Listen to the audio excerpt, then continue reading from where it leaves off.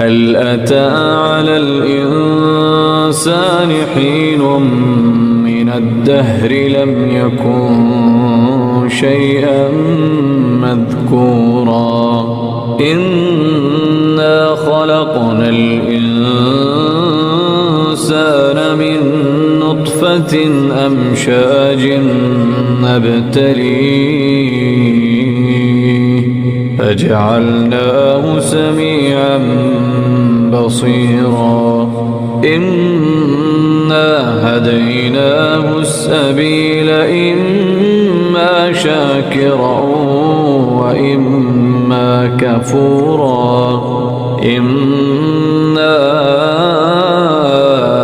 أعتدنا للكافرين سلاسل